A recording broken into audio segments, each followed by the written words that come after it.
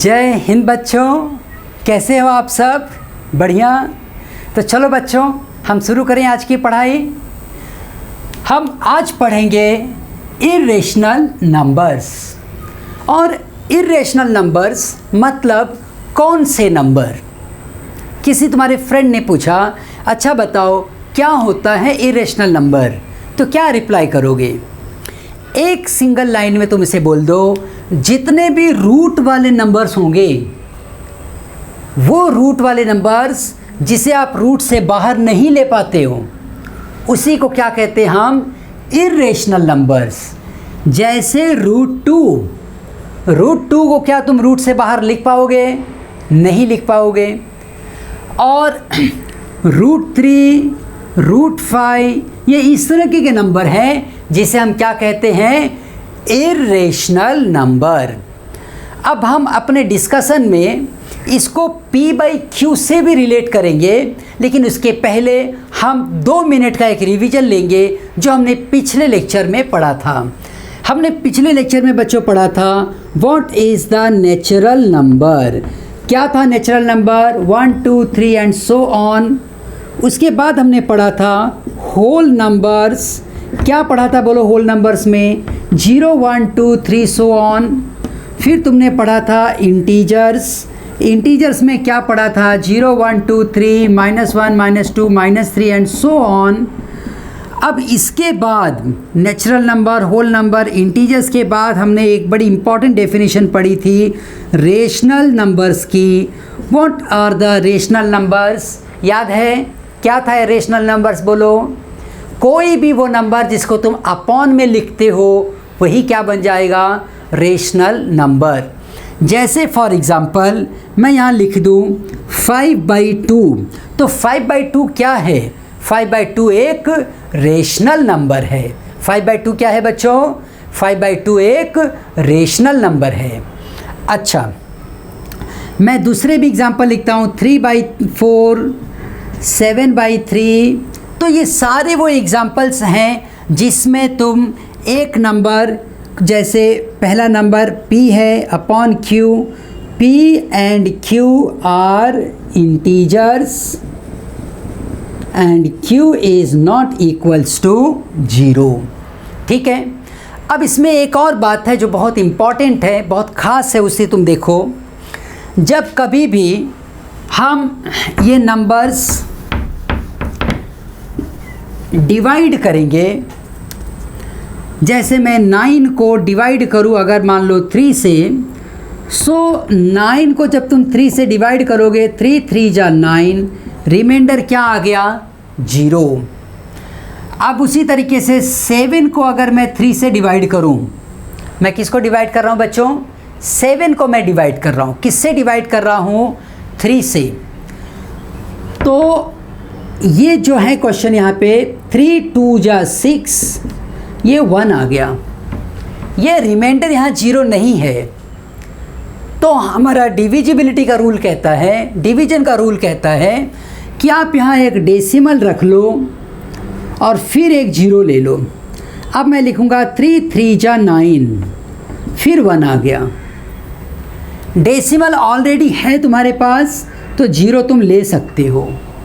अब ये फिर बनेगा 3 3 जा 9 और फिर ये 1 आएगा। मतलब ये एक ऐसी सिचुएशन में हम पहुंच गए जहां पर इस डिवीजन का कोई एंड नहीं मिलेगा, कोई एंड नहीं मिलेगा। तो बच्चों, ये हमारे दो के दोनों एग्जाम्पल बहुत अच्छी तरीके से हमें समझा रहे हैं कि रेशनल नंबर्स मतलब क्या। रेशनल नंबर्स का जब हम डेसिमल में एक्सप्रेशन करते हैं, डेसिमल्स में उनको लिखते हैं, तो तुम्हें यही 2 आंसर्स मिलेंगे। या तो वो पूरी तरीके से डिवाइड हो जाएगा और आंसर 0 यहाँ पर रहेगा रिमाइंडर, या फिर वो पूरी तरीके से डिवाइड नहीं होगा, तो कहीं ना कहीं ये जो वैल्यू है ये अपने आप को रिपीट करने लगेगी। और जब इस तरीके का डेसिमल एक्सप्रेशन आ जाए तो ही हम क्या कहते हैं उसे? रेशनल्स। तो ऐसे वो सारे नंबर्स जिसे जब तुम डिवाइड करो या तो 0 आ जाए और या तो सेम नंबर अपने आप को रिपीट करने लगे, तो हम उसे क्या कहेंगे? बच्चों, हम उसे कहेंगे कि yes, this is the rational number. अब कभी अगर तुम डिवाइड कर रहे हो और सिचुएशन आ गई 0.01 001 0001 00001, इसमें एक बात तुम ध्यान दो, कुछ भी ऐसा नहीं है जो खुद को रिपीट कर रहा हो। फ़र्क समझना, 0.01 01 01 01 अगर मैंने इस तरीके से लिखा होता तो तुम कह सकते थे हाँ जी सर, 01 01 बार बार अपने आप को रिपीट कर रहा है। यहाँ पर क्या तुम ऐसा कोई भी यूनिट बता सकते हो जो अपने आप को रिपीट करे? ऐसा कुछ भी नहीं है जो अपने आप को रिपीट कर रहा हो। मैं एक और एग्जांपल लेता हूँ बच्चों, अगर ये यहाँ तक कैमरा पहुँच रहा है तो यस, 7 को मैं 1 से या ऐसा रखता हूँ, मैं यहाँ पे 1 लेता हूँ, यहाँ पे 7 लेता हूँ और इस 1 को मैं 7 से डिवाइड करूँगा। जब इस 1 को मैं 7 से डिवाइड करूँगा तो सबसे पहले मुझे डेसिमल लेना पड़ेगा। 7 1 जा 7, ये 3 आ गया, डेसिमल है तो ये 0 ले लो। 7 4 जा 28, ये 2 आ गया, फिर एक 0 ले लो, क्योंकि डेसिमल है तो एक 0 आप ले सकते हो। अब 7 2 जा 14, 6 आ गया, 0 ले सकते हैं हम। 7 8 जा 56, अब 4 आ गया, यहाँ पर एक 0 ले लिया।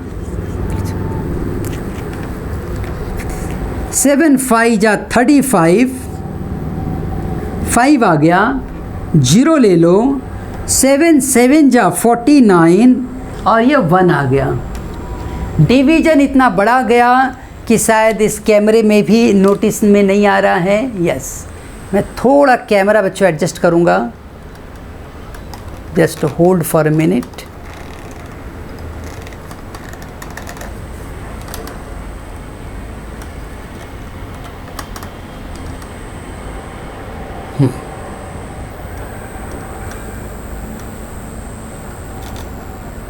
बस अब देखो यहाँ पे तुम्हें क्या दिख रहा है, ये 1 आ गया। अगर मैं यहाँ एक 0 ले लेता हूँ तो ये मेरी स्टार्ट वाली सिचुएशन हो गई। इसका मतलब फिर मुझे 7 1 जा 7 से चलना पड़ेगा, फिर ये मुझे 28 14 इस तरीके की स्टेप्स लेनी पड़ेंगी। मतलब इसके आगे फिर से यही यूनिट फिर से आ जाएगी।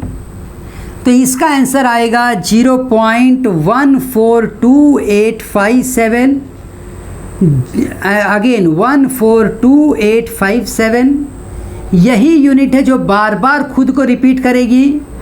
जो यूनिट खुद को बार बार रिपीट कर रही है हम उसे लिखेंगे ऊपर एक बार साइन डाल के। ये जो बार साइन मैंने डाल दिया, बार साइन का मतलब ये होगा कि यही ब्लॉक है जो बार बार रिपीट करेगा। तो ये एक ऐसा डिवीज़न है जो कभी भी टर्मिनेट नहीं होगा, 0 नहीं आएगा, बल्कि ये खुद को रिपीट करेगा। तो बच्चों ये सारे रेशनल नंबर्स की प्रॉपर्टी होती है कि उनके लाइफ का 2 ही रिज़ल्ट है, 2 ही एंड है। या तो वो 0 पे पहुंच जाएंगे, अगर 0 पे नहीं पहुंचे तो खुद को बार बार रिपीट करेंगे। रिपीटिंग ब्लॉक, यहाँ पे तुमने देखा था एक ही नंबर था, 3 3 बार बार रिपीट हो रहा था, तो इसे मैं लिख दूंगा कि 3 के ऊपर एक बार साइन डालूंगा। इसका मतलब होगा कि जो 3 है वो अपने आप को रिपीट कर रहा है। यहाँ पे 142857 इस पूरे डिजिट पे बार साइन लगाने का मतलब, ऊपर ये जो लाइन खींचते हैं इसी लाइन को हम बार कहते हैं। तो ये जो बार है वो क्या बताएगा कि यही वो रिपीटिंग यूनिट है। आप अगर आगे और डिवाइड करोगे तो फिर 1 4 2 5 8 7 ही आएगा, और ये रिपीट और रिपीट होता ही रहेगा, इसका कोई एंड नहीं है। तो ये जो डिवीजन था बच्चों इर्रेशनल नंबर्स का, एक रिज़ल्ट ऐसा होगा, या तो आप रिपीटिंग ब्लॉक मिलेगा और या फिर आपको डायरेक्ट जीरो मिल जाएगा, मतलब वो नंबर पूरी तरीके से डिवाइड किया जा सकता है। अगर पूरा डिवाइड हो गया बड़ी अच्छी बात, नहीं डिवाइड हो पाया तो रिपीटिंग यूनिट मिलेगी, रिपीटिशन मिलेगा। रिपीटिशन या तो 1 डिजिट का होगा, 2 डिजिट का होगा, या इस तरीके के 5 डिजिट, कुछ भी हो सकता है, लेकिन वो रिपीट होता रहेगा। अब हम ये फैक्ट यहाँ पर क्यों पढ़ रहे हैं? क्योंकि यही वो लाइन है जो एक रेशनल नंबर को इर्रेशनल नंबर से दूर करती है।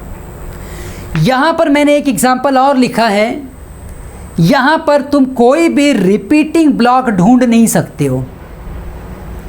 हम कितना भी चाहें, कितनी भी कोशिश कर लें, यहाँ पर रिपीटिंग ब्लॉक हमें नहीं मिलेगा।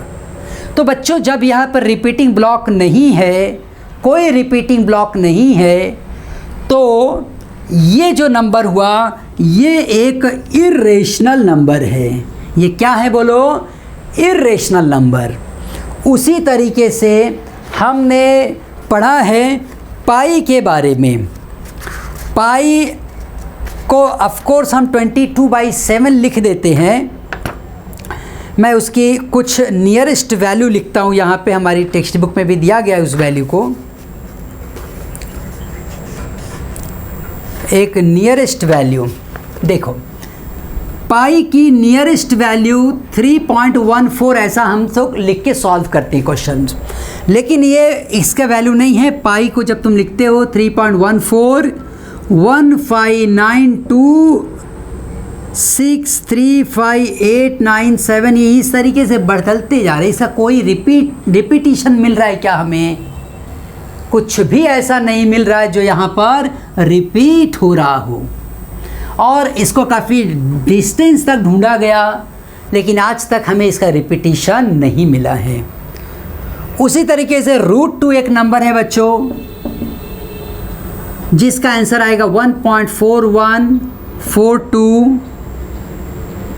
उसके बाद है 1, फिर 3, 5, 6, 2, 3, 7, 3 सो ऑन।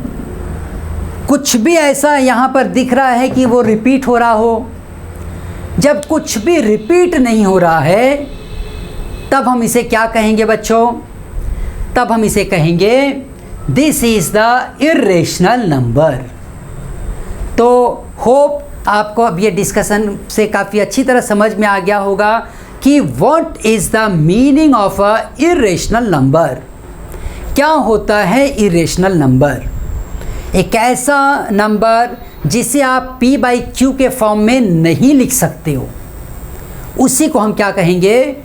Irrational number. अब दुनिया के जितने भी नंबर्स हैं, या तो वो नंबर्स रेशनल्स होते हैं, या तो वो नंबर्स क्या होते हैं? इर्रेशनल्स। बस 2 ही नंबर्स हैं जो रियल में दुनिया में हैं। वो कितने नंबर हैं? खाली 2 नंबर। या तो वो नंबर रेशनल्स होंगे या फिर इर्रेशनल्स। रेशनल नंबर जिसको p/q के फॉर्म में लिख पाते हो, इर्रेशनल नंबर्स जो कि रूट वाले नंबर्स होते हैं, जिसे हम p/q के फॉर्म में नहीं लिख पाएंगे। और इन दोनों नंबर्स को मिला के एक रियल वर्ड बनता है, real numbers. Real number, real मतलब कि सच्चाई, सचमुच में है कुछ। जैसे कि एक नंबर लाइन, सचमुच में ये लाइन है, नंबर लाइन बना सकता हूँ मैं, यहाँ 0, यहाँ 1, यहाँ 2, ऐसा मैं लिख सकता हूँ। और इस नंबर लाइन का हर एक पॉइंट कोई ना कोई नंबर है। जैसे ये पॉइंट 1 को रिप्रेजेंट करेगा, ये पॉइंट 2 को रिप्रेजेंट करेगा, वैसे ही यहाँ के इन बिटवीन में जो ये पॉइंट्स हैं, ये जो इनफाइनाइट पॉइंट्स हैं, ये इनफाइनाइट पॉइंट्स भी किसी न किसी नंबर को रिप्रेजेंट करेंगे। वो नंबर रेशनल्स भी हो सकते हैं, वो नंबर्स इरेशनल्स भी हो सकते हैं, लेकिन वो रियल में होते हैं। और इसी बात को बताने के लिए हमने इन सबको एक ग्रुप में रखा, रियल नंबर्स। अब हम खुद आगे के क्वेश्चंस में ड्रॉ करके दिखाएंगे कि अगर √2 है तो वो यहाँ पे कहाँ होगा। हमारे बुक में ऐसे क्वेश्चंस हैं जिसे हम दिखाएंगे। तो इस बैकग्राउंड के साथ बच्चों, चलो अब हम शुरू करेंगे अपने एक्सरसाइज में, आगे बढ़ते हैं और 1.2 के पहले क्वेश्चन से स्टार्ट करेंगे। मैं थोड़ा सा कैमरा एडजस्ट करूँगा।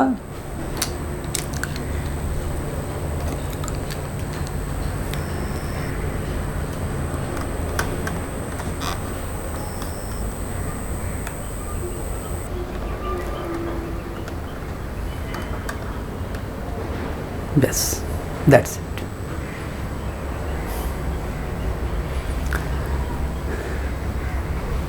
ठीक है बच्चों, यहाँ तक क्लियर है आपको। अब हम यहाँ पे पहला क्वेश्चन ले रहे हैं। अभी पहला क्वेश्चन देखो हमसे क्या कह रहा है। पहला क्वेश्चन कह रहा है, state whether the following statements are true और फॉल्स, जस्टिफाई योर आंसर। आप टेक्स्ट बुक में ये क्वेश्चन देख लो। मैं ये क्वेश्चन पर, ये क्वेश्चन हमें दिया गया है, every irrational number is a real number. तो जरा देखो यहाँ पर क्या लिखा जा रहा है। हम लिख लेते हैं रियल नंबर। वो क्या होता है रियल नंबर? रियल नंबर या तो रेशनल होगा या तो क्या होगा, इरेशनल। अब इस क्वेश्चन को सॉल्व करने से पहले मैं एक बात तुमसे कहता हूँ, every doctor is a human. सही है या नहीं बोलो? Every doctor is a human. सही है मेरी बात? हाँ। अब मैं अपोजिट बोलूँगा, every human is a doctor. ऐसा होगा क्या? नहीं, every human being is not a doctor. Her human being एक डॉक्टर नहीं है। तो यहाँ पे क्वेश्चन में कहा गया है कि every irrational number is a real number. Her irrational number एक रियल नंबर है। Yes, this is true. लेकिन अगर कल को कोई क्वेश्चन तुम्हारा थोड़ा सा ट्विस्ट कर दे और ये बोले कि every real number is a irrational number, तो क्या बोलोगे? वो फॉल्स होगा। Every real number is not the irrational. Real number irrational भी होगा और रेशनल भी होगा। तो यहाँ पर जो कह रहे हैं कि every irrational number is actually a real number, तुम उसको बोल दो आंसर में, यस इट इज ट्रू। हाँ भैया, ये जो आप बोल रहे हो वो एकदम सही बात है, वो एकदम सच है कि हर इरेशनल नंबर असल में वो नंबर होता है, that is a real number. अच्छा, अब देख लेते हैं बच्चों सेकंड क्वेश्चन क्या कह रहा है हमसे। सेकंड क्वेश्चन कह रहा है, every point on the number line is of the form, every point on the number line is of the form √m, where m is a natural number। ठीक है, मान लिया तुम्हारी बात। कोई कुछ कह रहा है, ठीक है, आपने 3 point on the number line is of the form √m। अब जरा मैं नंबर लाइन को लिख लेता हूँ यहाँ पे। ये अगर ओरिजिन है, ये 1, ये 2, ये 3, 1 2 3, -1 -2 -3 एंड सो ऑन। बच्चों यहाँ पे हमसे कहा जा रहा है कि every number on the number line is of the form root m. 1 जो है वो रूट 1 का ही आंसर आएगा। 2 क्या है, ये एक रूट 4 का ही आंसर है। ठीक, अब रूट 4 का आंसर क्या आएगा, 2। एक बात मुझे बता दो, हम 3 के लिए क्या लिखेंगे, रूट 9। कुछ नंबर्स इन बिटवीन भी आ जाएंगे, ठीक है, लेकिन निगेटिव साइड के लिए हम क्या करें, हम कौन सा निगेटिव नंबर लिखें। रूट के अंदर क्या हम ये 4 लिख के निगेटिव नंबर का आंसर पा सकते हैं क्या? तो ये निगेटिव आंसर्स, निगेटिव साइड कभी भी रिप्रेजेंट नहीं होगी, इसलिए ये आंसर, ये जो क्वेश्चन है, ये यहाँ पे जो स्टेटमेंट दिया गया है, that is totally false. Every point on the number line is of the form root m. यहाँ तक ठीक है बात कि भाई आप इनको रूट के फॉर्म में लिख सकते हो।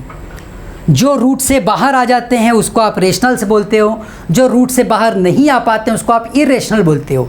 यहाँ तक की बात ठीक है, लेकिन जो आपने ये कह दिया एवरी पॉइंट, वो गलत कह दिया, क्योंकि निगेटिव साइड का कोई भी आंसर आपको तब तक नहीं मिलेगा जब तक आप बाहर की तरफ रूट साइन के बाहर माइनस नहीं लगा लेते हो। तो ये इस फॉर्म में हमारी टेक्स्ट बुक में भी आंसर इसीलिए दिया गया है कि negative numbers can not be represented by this. और इसके लिए हम आगे चल के कॉम्प्लेक्स नंबर सिस्टम पढ़ेंगे, जो आप अपने 11th स्टैंडर्ड में पढ़ोगे, कॉम्प्लेक्स नंबर सिस्टम। तो इसका आंसर आपको अभी क्या लिखना है, दिस इज टोटली फॉल्स। ये फॉल्स हुआ। अब हम बच्चों आगे बढ़ेंगे और थर्ड क्वेश्चन की तरफ। और थर्ड क्वेश्चन देखो क्या कह रहा है हमसे। थर्ड क्वेश्चन कह रहा है every real number is an irrational number. आप जरा कर लो बात। आप ये कह रहे हैं कि every real number is a irrational number. Totally wrong, totally wrong, पूरा का पूरा फॉल्स है। हमने पहले ही कहा है कि रियल नंबर एक्चुअल में 2 तरह के होते हैं, या तो ये रियल नंबर्स क्या होंगे, या तो ये रेशनल्स होंगे, या तो क्या होंगे, इरेशनल्स। बोल रहे हैं कि भाई ये सारे नंबर चाहे कुछ भी हो, जितने भी रियल हैं वो सब इरेशनल हैं। है क्या सच बात? गलत है, ये झूठ बोल रहे हैं भैया, तुम गलत हैं आप। देखो कुछ नंबर ऐसे हैं जैसे रूट 4, ये 2 बन जाएगा। रूट 5 जो इस रूट से बाहर नहीं आएगा, रूट 2 जो इस रूट से बाहर नहीं आएगा, इसको हम कहेंगे इरेशनल। और जो रूट से बाहर आ जाएगा उससे आप क्या कहोगे, रेशनल। कितना क्लियर है। और ये सारे नंबर्स हैं रियल, ये सारे पॉइंट होते हैं असल में, इसके लिए हम बोलते हैं भाई ये रियल हैं, ये 0 है तो सारे पॉइंट यहाँ पे हैं। रियल में जो चीज़ होती है उसी को कहते हैं रियल, रियल नंबर्स। हाँ, रियल नंबर्स 2 तरह के होते हैं, या तो रेशनल या तो इरेशनल। अगर कोई कहे कि सारे रियल नंबर खाली इरेशनल हैं तो वो गलत बोल रहा है। ठीक है बच्चों, अब सेकंड क्वेश्चन की तरफ आगे बढ़ते हैं हम। सेकंड क्वेश्चन देखो तुमसे क्या कह रहा है, सेकंड क्वेश्चन में क्या कहा गया है उसे हम देख लेते हैं एक बार। सेकंड क्वेश्चन कह रहा है हमसे, are the square root of all positive integers irrational? Are the square roots of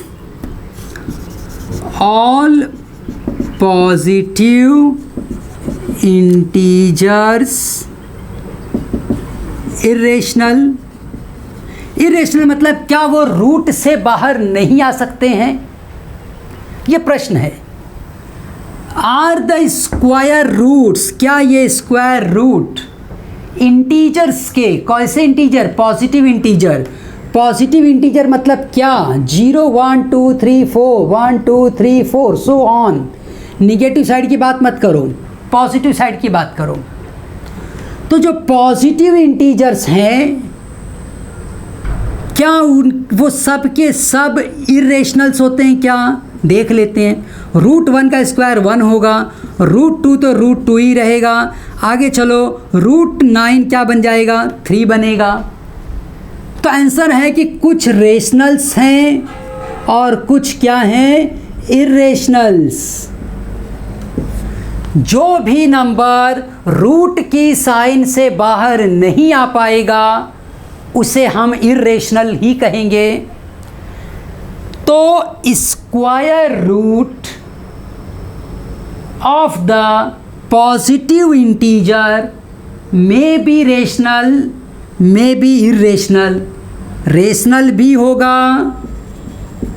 rational भी होगा और इर्रेशनल भी होगा, रेशनल भी होगा और इर्रेशनल भी होगा। तो बच्चों, रेशनल हो इरेशनल हो, ये दोनों आंसर पॉसिबल हैं। तो इस क्वेश्चन क्या में कहा गया, are the square root of all positive integers are irrational. आप बोलोगे नो,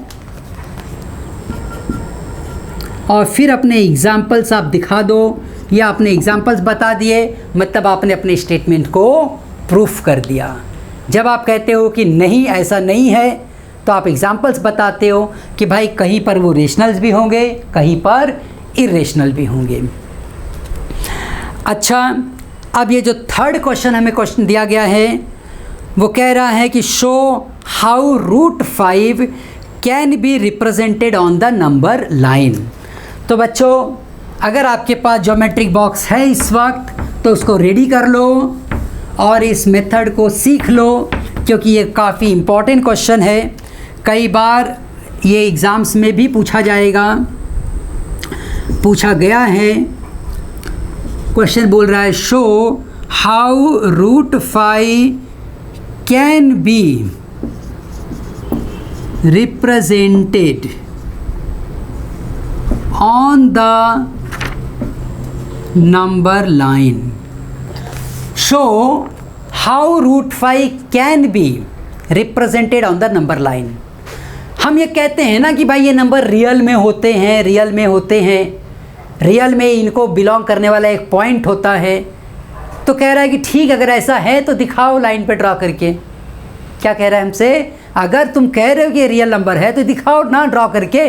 देखो, ये नंबर लाइन है, मैं कहता हूँ ये 0 है, ये 1 है, ये 2 है, ये 3 है, ये सारे पॉइंट हैं, तो रूट 5 भी कहीं होगा। अब कैसे बताएंगे उसको नंबर लाइन पे, कहाँ मैं दिखाऊं रूट 5। देखो, हम इस रूट 5 को दिखाने का पहले एक कहेंगे क्वालिटेटिव वे, मतलब एक अंदाज करके मैं बताता हूँ कि कहाँ ये हो सकता है। देखो, रूट 5 से पहले रूट 4 होता है और रूट 5 के बाद जो नंबर है वो है रूट 9। रूट 9 को मैं 3 लिख सकता हूँ, रूट 4 को मैं 2 लिख सकता हूँ। लिख सकता हूँ कि नहीं, बोलो। मैंने ये नंबर सिलेक्ट किया ताकि इसको रूट से बाहर निकाला जा सके। इसके पहले अगर मैं रूट 6 ले लेता तो उसको रूट से बाहर नहीं निकाल पाता, रूट 7 को बाहर नहीं ले पाता, रूट 8 बाहर नहीं ले पाता।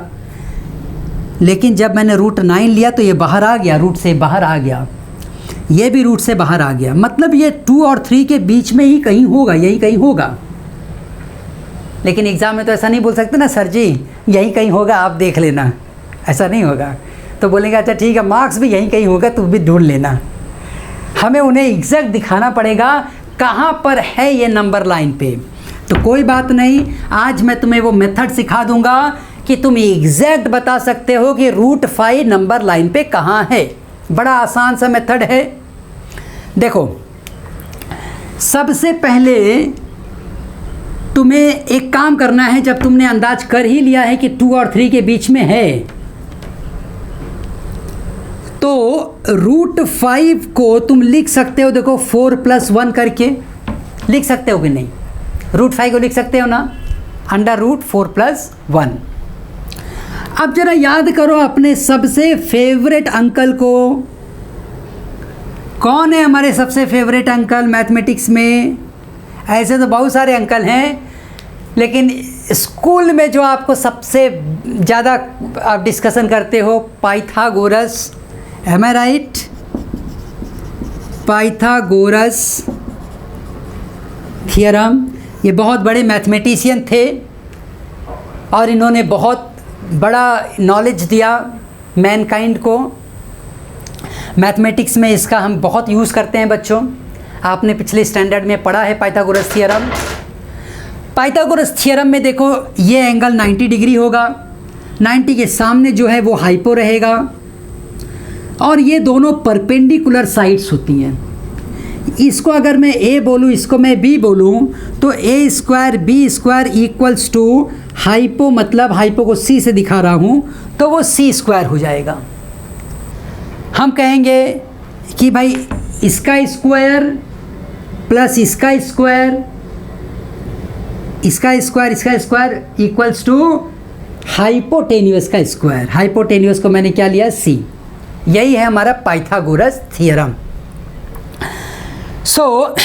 पाइथागोरस थियरम में हम क्या करेंगे, अगर हम समझ रहे हैं कि भाई ये 2 और 3 के बीच में कहीं है, मैं एक लेंथ यहाँ पर लूँगा 2 का स्क्वायर, यहाँ पे मैं 1 लूँगा।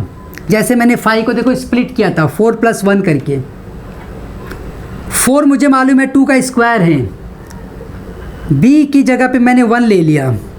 दिस इक्वल्स टू c², और मुझे पता है कि ये वैल्यू c² जो है वो आगे जाके बनेगा 4 + 1 मतलब 5, c वैल्यू क्या बन जाएगी? √5। हाँ जी सर, ये तो पता चल गया कि अगर ये 2 है और ये 1 है तो ये √5 है। लेकिन एक बात समझ ही नहीं आई सर जी, नंबर लाइन पे कैसा दिखाएंगे? रुको, अभी वेट करो। अब हम इस बैकग्राउंड को पहले समझ लेते हैं। ये हमको एकदम क्लियर हो जाना चाहिए कि पाइथागोरस थ्योरम में ये अगर 2 है, ये अगर 1 है, तो ये क्या बनता है? √5। मान लिए? एकदम क्लियर है, इतना सा भी डाउट नहीं है ना? ठीक। अब देखो, इस 0 पर एक परपेंडिकुलर लाइन ड्रॉ कर लो। कैसी लाइन ड्रॉ करेंगे? परपेंडिकुलर। मैं ज़रा ये सब मिटा देता हूँ। अब ये चलते यहाँ पे, ये आ गई परपेंडिकुलर लाइन। 1 मिनट, हाँ ज़रा फिर से, यहाँ पे एक परपेंडिकुलर लाइन। अभी क्वेश्चन आता, सर जी ये परपेंडिकुलर लाइन मैं कैसे ड्रॉ करूँगा? बेटा राउंडर है ना मेरे पास, राउंडर से एक आर्क इधर, एक आर्क इधर, फिर आधे से ज़्यादा का डिस्टेंस लेके ऊपर, वही डिस्टेंस लेके इधर ज्वाइन कर दो, ख़त्म बात। सर जी आपने क्या बोला? मैं नहीं समझा, फिर से सुनो। ये देखो, ये लाइन ड्रॉ कर लिया, ठीक है, ये पॉइंट ले लिया, ठीक है। अब तुम अपने राउंडर ले लो, राउंडर की मदद से एक आर्क इधर, एक आर्क इधर कर लिए। अब उसके बाद यहाँ पर पॉइंटर रखो, हाफ से ज़्यादा का डिस्टेंस लो और फिर ऊपर आर्क बना दो। उसी पॉइंटर को फिर यहाँ रखो, कट कर दो। जब इसको ज्वाइन करोगे ये पूरा का पूरा 90 डिग्री बनेगा। है क्लियरिटी की नहीं बोलो? एकदम क्लियर। अच्छा, अब जैसे ही तुमने यहाँ पर एक 90 डिग्री की लाइन ड्रॉ कर ली, अगर कन्फ्यूज़न लगे बच्चों, वीडियो फिर से रिपीट करके देख लेना। राउंडर की मदद से तुम इसको ड्रॉ कर लोगे। फिर क्या करो, ये जो डिस्टेंस 1 यूनिट का है हमारे पास, उतना ही वैल्यू लेके यहाँ पे एक आर्क बना लो। ये अगर 1 यूनिट है तो ये भी क्या हो गया, 1 यूनिट। अब तुम क्या करो, 1 यूनिट से ये 2 यूनिट को कनेक्ट कर लो, सीधा कनेक्ट कर लो। तुम्हें पता है कि ये डिस्टेंस कितना है 2 यूनिट का, मैं इसकी बात कर रहा हूँ, ध्यान से देखना बच्चों, ये इस पोर्शन की मैं बात कर रहा हूँ, एकदम ध्यान रहना चाहिए तुम्हें।